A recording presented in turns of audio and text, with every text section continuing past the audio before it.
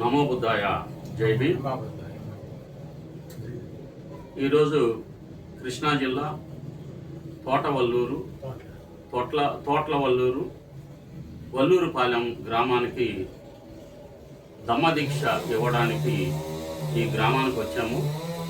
ఇక్కడ 75 సంవత్సరాల ఎఫ్సిఐలో పనిచేసి బీసీసీ సర్టిఫికేట్ కలిగిన ఒక సీనియర్ సిటిజన్ని బౌద్ధ ధమ్మ దీక్ష ఇవ్వడానికి తాడేపల్లిగూడెం నుండి మరియు ఏలూరు నుండి భీమడోలు నుండి బిఎస్ఐ కార్యవర్గం ఇక్కడికి వచ్చి ఉన్నది.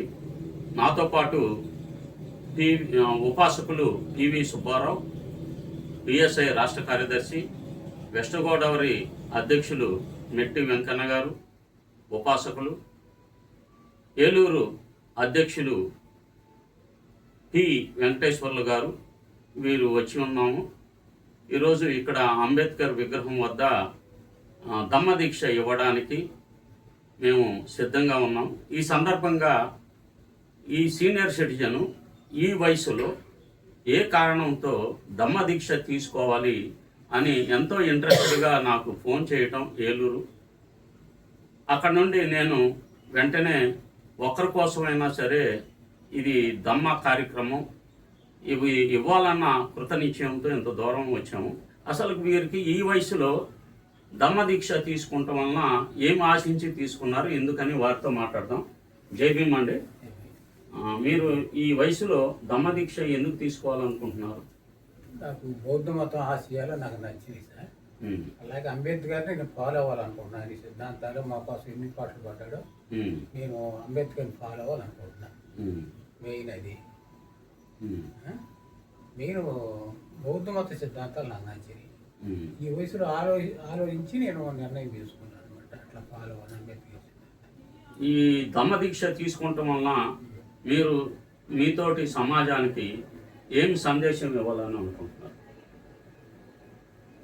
అంటే ఎవరికన్నా ఇది ఒక మోడల్గా ఉండటానికి ఈ పద్ధతిలో, అంటే బాబాసాహెబ్ అంబేద్కర్ గారు 1956 అక్టోబర్ 14వ తారీఖున లక్షలాది మందికి బౌద్ధ ధమ్మ దీక్ష ఇచ్చారు కదా, దాన్ని స్ఫూర్తిగా తీసుకొని మీరు మీ గ్రామంలో మీ ప్రజలకు ఏమని తెలియజేయాలనుకుంటున్నారు?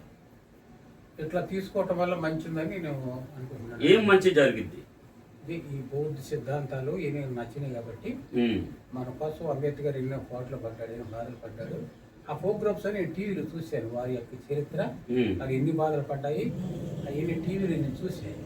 దానికి నేను చాలా ఆయన పడ్డ బాధలకి నేను చాలా నొచ్చుకున్నాను. విధంగా చెప్పాలంటే నేను ఆయన ఫాలో అవ్వాలని అనుకుంటున్నాను. ఎందుకంటే ఫాలో అయ్యి రోజు తీసుకోవాలని నా మనసులో అనిపించింది. 75 సంవత్సరాలుగా ఎందుకు వెయిట్ చేశారు? ఎప్పుడో తీసుకోవాల్సింది కదా మీరు. నాకు అది చేయాలని జ్ఞానం కలిగింది. ఎవరి ద్వారా ఈ విషయాలు తెలుసుకున్నారు మీరు? టీవీలో చూశాను అంబేద్కర్. కాదు, నన్ను ఎలా సంప్రదించారు? మిమ్మల్ని ఎలా సంప్రదించాను? నేను ఇట్లా చేయాలనుకున్నాను, తీసుకోవాలనుకున్నానని. మా తమ్ముడు ఎక్కువగా ఈ బౌద్ధిజం అంటే గురించి అవ్వండి. ఎవరు? సుదర్శన్ అని రిటైర్డ్ ఎంప్లాయీ ఎస్బీఐ. నేను అడిగాను, అయ్యా ఇట్లా తీసుకోవాలనుకున్నాడు ఆయన, ఎవరు ఇంకో తిరుగుతావు కదా ఈ కార్యక్రమాల్లో, ఎవరంటే ఆయన రోజు కూడా అక్కడ ఫోన్ చేశారట. వాళ్ళు మీ నెంబర్ ఇచ్చారు, అప్పుడు నేను మీకు ఫోన్ చేశాను ఇట్లా తీసుకోవాలనుకున్నాను. సంతోషం. ఈరోజు మీరు మొత్తం సమాజాన్ని ప్రభావితం చేసే విధంగా ఈ వయసులో కూడా ఏమి ఆశించకుండా బాబాసాహెబ్ని స్ఫూర్తిగా తీసుకొని ఆయన చూపిన మార్గంలో మీరు ముందుకెళ్లాలని నిర్ణయం తీసుకున్నందుకు మిమ్మల్ని భారతీయ బౌద్ధ మహాసభ తరఫున అభినందిస్తూ, ఈరోజు మీరు జీవిత సభ్యకలం ఫుల్ టైం మెంబర్షిప్ తీసుకున్నారు 1000 రూపాయలు కట్టి.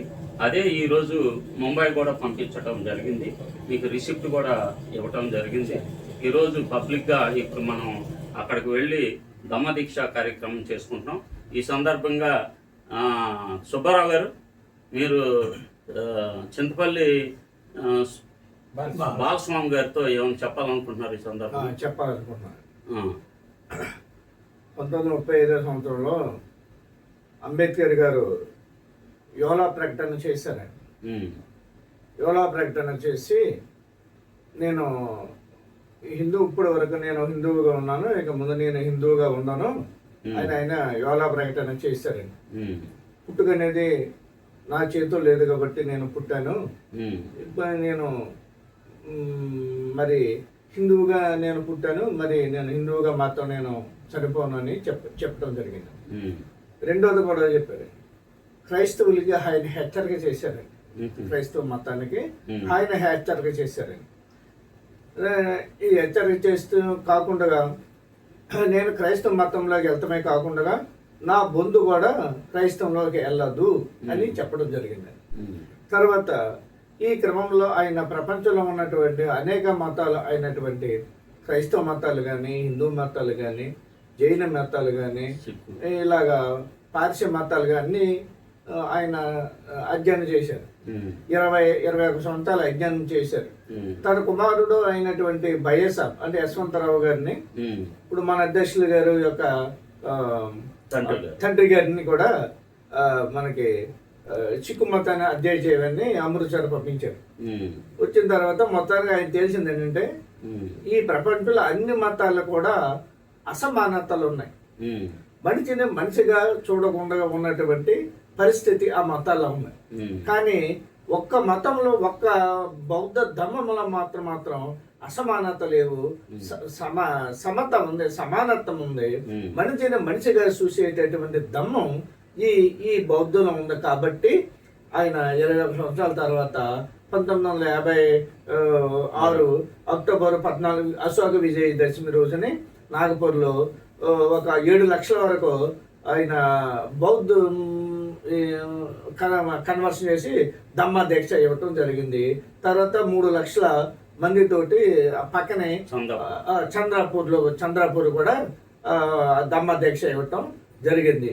కాబట్టి మనందరూ అన్యాయులు. అంబేద్కర్ మనకు కాకపోయినా ఆయన మన వారసులు, సిద్ధాంతపరంగా ఆయన వారసులు. కాబట్టి ఆయన సిద్ధాంతం ఈ భారతదేశం ప్రభుత్వ భారతదేశానిగా చేయాలని ఆయన ప్రధానమైన ఆశయాన్ని నెరవేర్చడానికి ఆయన ఆశ నెరవేర్చడానికి ఆయన వారసులుగా ఉన్నాం. మనం ప్రతిరోజు నిరంతరం ఈ దమ్మ దీక్ష ఇచ్చుకోవటం, బౌద్ధ ధమ్మాన్ని ప్రచారం చేయటం ఆయన ఆశయానికి ప్రచారం చేయవలసిన ఆవశ్యకత ఉంది. కాబట్టి మనము ఈరోజు వీరికి దమ్మ దీక్ష ఇవ్వటం జరిగింది. మరి కొంతమంది దమ్మ దీక్షలోకి తీసుకోవటానికి మేమంతా కృషి చేయవలసిందిగా మేము కోరుతున్నాం సార్. జై భీమ్. నమో బుద్ధాయ. జై భీమ్. నెట్టు వెంకన్న గారు ఉపాసకులు మనతో ఉన్నారు సార్. ఈ సందర్భంగా చింతపల్లి బాలస్వామి గారికి ఎలాంటి సలహా ఇవ్వబోతున్నారు మీరు? ఈరోజు మనము చింతపల్లి బాలస్వామి గారు దమ్మదీక్ష కార్యక్రమానికి విచ్చేసి ఉన్నాము. ఈ దమ్మదీక్ష కార్యక్రమం ఆయన 75 సంవత్సరాల వయసులో ఈ దమ్మదీక్ష తీసుకోవడానికి నిర్ణయించుకోవడం అనేది చాలా సంతోషకరమైన విషయం. ఆయన జీవితంలో హిందుత్వాన్ని, క్రైస్తవ్యాన్ని కూడా చవిచూసిన వ్యక్తి. దానిలో ఉన్నటువంటి మంచి లోతుపాతులు క్షుణ్ణంగా అధ్యయనం చేసుకుని దమ్మదీక్ష తీసుకోవడంలోనే శాంతి, సహనము, సహృద్భావం అనేటటువంటివి దమ్మదీక్షలో నిబిడీకృతమై ఉన్నాయనేటటువంటి విషయాన్ని ఆయన గ్రహించి ఈ దమ్మదీక్ష తీసుకున్నారనేటువంటి భావన నాలో కలుగుతుంది. కాబట్టి ఆయన ఈ దమ్మదీక్ష తీసుకున్న నాటి నుండి మరి రాబో కాలంలో మరి ఈ గ్రామంలో ఉన్నటువంటి ప్రజలకి మరి ఆదర్శంగా ఉండి మరికొంతమందిని ఈ దమ్మదీక్ష తీసుకునేటట్లు ప్రోత్సహించాలని కోరుకుంటూ మరి ఈ దమ్మదీక్ష తీసుకున్నందుకు వారికి ధన్యవాదాలు తెలియజేస్తూ ఇంతటితో నేను విరమిస్తూ ఉన్నాను. నమో బుద్ధాయ వెంకటేశ్వర గారు, ఈ సందర్భంగా చింతపల్లి బాలస్వామి గారికి శుభాకాంక్షలు కానీ లేక ఎలా బౌద్ధంలో ముందుకు సాగాలి అని తెలియజేస్తారా? ఓకే. మరి ఈరోజు చింతపల్లి బాలస్వామి గారు ఈ విధమైన 75 సంవత్సరాల వయసులో బౌద్ధంలోకి మరి సభ్యత్వం తీసుకుని మరి దమ్మదీక్ష తీసుకోవడానికి సిద్ధపడి మరి ఈ విధంగా ఆయన తయారయ్యారంటే ఇంతవరకు ఆయన నడిచినటువంటి మరి క్రైస్తవ మతంలో ఆయన చవి చూసినటువంటి రుచి చూసినటువంటి వ్యవహారం కంటే మరి బౌద్ధంలో ఆయన వీడియోస్ ద్వారా విని మారని అన్నారు. అంబేద్కర్ గారు మా కోసం మా జాతి కోసం ఏం చేశారనేది నేను వీడియో ద్వారా నేర్చుకుని చూసి నాకు ఈ క్రైస్తవత్వంలో దానికంటే నాకు ఈ బౌద్ధంలో నాకు ఎక్కువ ఒక ఉన్నతమైన స్థితి ఉంటుందేమో అనేటువంటి ఒక ఆలోచించి ఆయన యొక్క దృష్టిని మార్చి బౌద్ధం వైపుకి రావడాన్ని నేను చాలా హర్షిస్తున్నాను వారి యొక్క దృష్టిని. బాబాసాహెబ్ గారు ముఖ్యంగా మరి వారు ఎంత చదువుకున్నారో అంతా కూడా ప్రజాస్వామ్య విలువలకి ఎంతో విలువనిచ్చినటువంటి గొప్ప వ్యక్తిత్వం ఉన్నటువంటి వారు బాబాసాహెబ్ గారు. ప్రజాస్వామ్య విలువలు అనేవి మన సొసైటీలో మనకు కనిపించవు, అలాగే సంఘంలోకి వెళ్తే సంఘంలో కనిపించినట్టు ఉంటాయి తప్ప అవి నిజంగా ప్రజాస్వామ్య స్వేచ్ఛ, సమానత్వం, సౌభ్రాతృత్వం, సోదరులు అసలు సౌభ్రాతృత్వం, బ్రదర్హుడ్ అనేది మనకి ఎక్కడ కనపడదు. అది మరి బాబాసాహెబ్ గారు అనుభవించి చెప్పినటువంటి ఈ బౌద్ధంలో ఇది మనం చూస్తున్నాము. వారి వీడియో ద్వారా మాత్రమే విని వచ్చారంటే ఇంకా దీనిలో నడిస్తే ఇంకెంత గొప్పగా ఉంటుంది అనేది ఇంకా ఫ్యూచర్లో వారు చూస్తారు. బ్రదర్హుడ్ అనేది మనతోటి ఎలాగ ఉంటుంది అనేది. కనుక ఈ ప్రజాస్వామ్య విలువలు అనేవి మరి చేపట్టి వారు అనుభవిస్తూ మరి ఇంకా ముందు సొసైటీలో వారి మొట్టమొదటి వారి కుటుంబంలో నుంచే ఇంకా తర్వాత సొసైటీకి తన తోటి అనుచరులకి ఈ విధంలో ఉన్నటువంటి ఈ బౌద్ధంలో ఉన్నటువంటి ఆ యొక్క విలువైనటువంటి మానవ విలువలు అనేటువంటి వాటిని ఆయన తెలుసుకుని ఇతరులకు తెలియపరుస్తూ ఈ బౌద్ధాన్ని మరి ముందుకు తీసుకెళ్లే విధంగా వారు ఈ రోజున యాక్సెప్ట్ చేసినటువంటి ఈ ధమ్మదీక్షకి సిద్ధపడుతున్నారు కనుక దీనికి ప్రత్యేకమైనటువంటి స్వాగతం పలుకుతూ వారికి బౌద్ధ బాబాసాహెబ్ గారి యొక్క ధమ్మదీక్ష విషయములు వారికి జై భీములు తెలియజేస్తూ మిత్రులారా చూశారు కదా మీరు. 75 సంవత్సరాల ఒక సీనియర్ సిటిజన్, వీరికి మెట్టు వెంకన్న గారికి 81 సంవత్సరాలు, సుబ్బారావు గారికి 65 ఉన్నాయా? 65, నాకు 63 సంవత్సరాలు, 66 సంవత్సరాలు. మేము సీనియర్ సిటిజన్ అయినప్పటికీ ధమ్మ మార్గాన్ని ప్రచారం చేయాలన్న ఒక తీవ్రమైన భావంతో రాష్ట్ర వ్యాప్తంగా మీరు ఎవరైనా సరే మమ్మల్ని సంప్రదిస్తే మేము తప్పనిసరిగా ఎన్ని వ్యయ ప్రయాసాలైనా సరే ఎదుర్కొని మీ దగ్గరకు వచ్చి మీ గ్రామంలో అందరి ముందు మేము ధమ్మదీక్ష ఇవ్వడానికి సిద్ధంగా ఉన్నాము. ఇది మా బాధ్యతగా భావిస్తున్నాం. భారతీయ బౌద్ధ మహాసభ,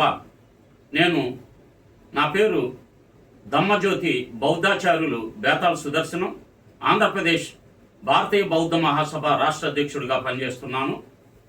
కనుక నేను విజ్ఞప్తి చేస్తుంది ఏమిటంటే, భారతదేశంలోని అందరు పౌరులు ప్రభుత్వ భారత్గా తీర్చిదిద్దడానికి మీ వంతు కృషి చేయాలని, రాబోయే జనాభా లెక్కల్లో అందరం బౌద్ధులుగా నమోదు చేసుకుంటారని చెప్పి విజ్ఞప్తి చేస్తూ నమో బుద్ధాయ, జై భీమ్, జై మునాసి, జై భారత్.